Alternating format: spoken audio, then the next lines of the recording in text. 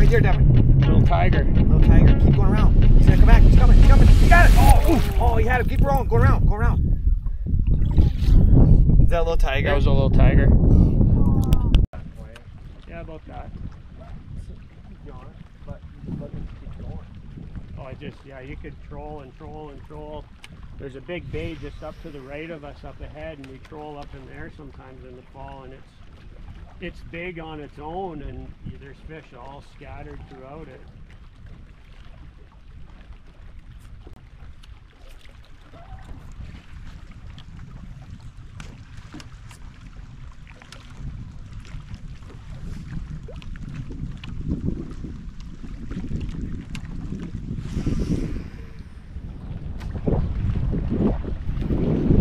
You got one coming up on you. Yep.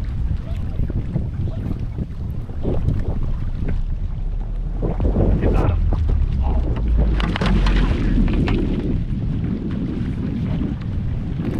That's a big one.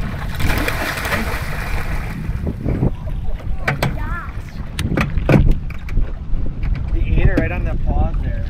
That's a big one down. Yeah, it's probably 36, 38. All right, guys, special night for me. I'm out here with Jeremy and his son, Devin. They're friends of Jeff Widmann from Team Rhino Outdoors, a good buddy of mine. And we're on our second spot. We fished some weeds, we're fishing some rocks, and he put on a Mick jerk. Do you want to hold that up, Devin? So it's basically like a Suick or like a bar fighter style bait. And the difference with it is that it runs a lot deeper than a Suick, and because we're fishing a deep break line, we want to get it down deep. So Jeremy's going to grab this one. We're just going to throw the stick on it to get a rough measurement. It's nice and fat, but it's not long like a lot of the tigers are. All right, get a picture, Devin.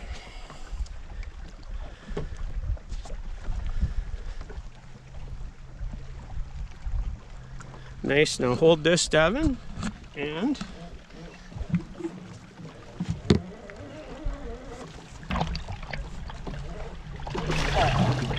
Sorry. One before I could even get it on. It's okay.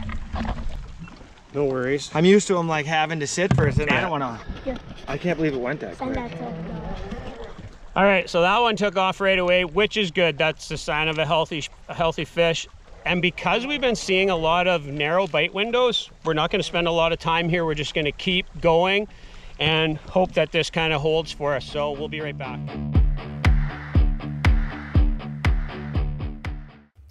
Welcome back to the cave, everybody. And today's Little Tyke Breakdown is brought to you by Jeff Olson. He's somebody who's been around the community for quite a while, leaves a lot of comments. I just want to say thank you, Jeff. We truly appreciate you being part of what we do.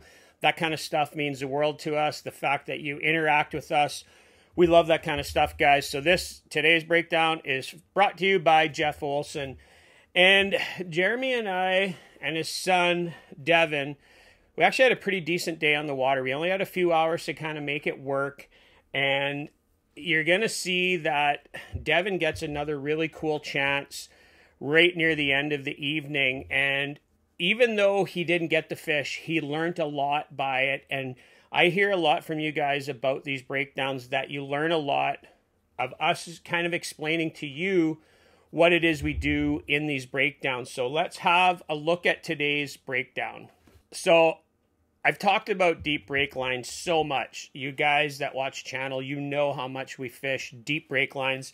So I thought this would be a good example to show how people approach the same spot differently. So I drew out deep breaking shoreline with a lot of rock along the shoreline, and something that we see so common with especially a lot of Americans that don't fish shield lakes. And Jeremy, he told me that he fishes a lot of rivers around home, not a lot of stuff that would break down where you're fishing deep. In fact, that McJerk that he was using, he bought it specifically for coming to Canada, and it worked perfectly in this situation. But what we see a lot of Americans do, or a lot of Canadians that don't fish this style, they're going to come into a spot like this where we're sitting out and right off the get-go, most guys are not going to put the boat out over 30 feet of water. That's going to feel wrong. That's going to feel foreign.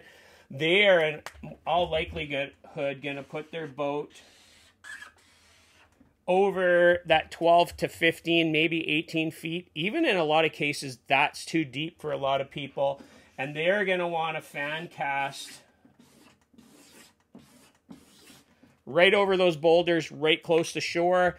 In fact, I had one guy out a couple years ago, and he was getting visibly agitated at me for not fishing close enough to shore. He thought that we were missing fish by not hitting shore with the lures. Couldn't be further from the truth. Yeah, there's times where there'll be fish sitting super tight, but that's not always the case, guys. Here's how I like to approach this spot. So guys, exact same scenario.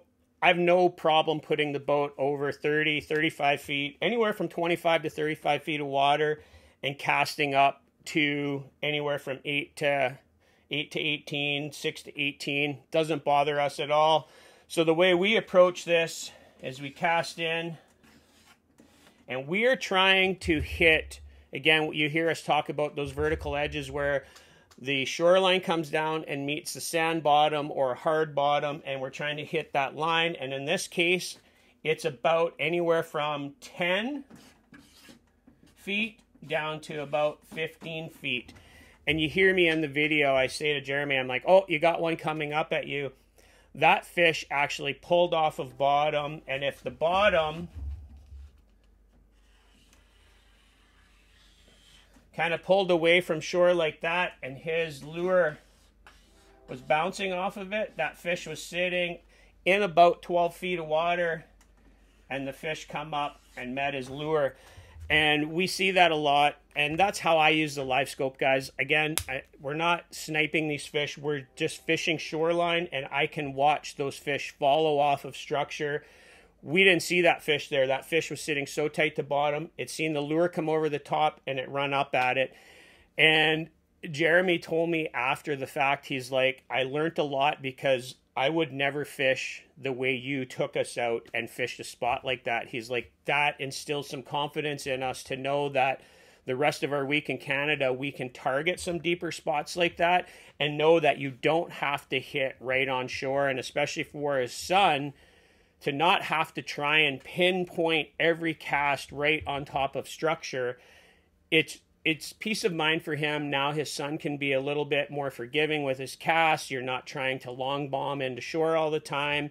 And we see so many fish, guys, that come out of that 12 to 18 feet deep of water, and those fish are just suspending or sitting tight to shore in that 10 or 12 feet.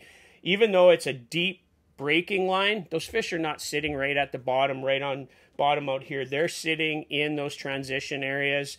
And hopefully something like this will help you visualize how it is that you don't always have to be right tight on shore to move these fish. A lot of times they're sitting out away from shore. So again, guys, when you're fishing a deep spot like this, don't hesitate to fan cast and just try and hit, you know, that first or second break. It's not always about shore. And check out the video right here where we talk about this being a very big common mistake that I see. Circle back around to that video there because it's a really good one where I go a little bit more in depth on that subject.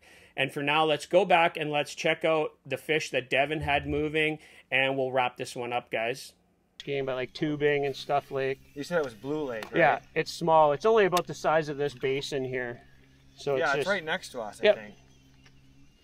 It's got a provincial park, so there's like a big campground on it. Yeah, there's always a bunch of people parked there. Yeah, beautiful beach, clear water. Yeah, it's a beautiful lake. Just be more beautiful. Musky. Yeah. Oh yeah, that's a big one. Devin, he's gonna get it. Move it. Go. Quick. Go quick. Go around.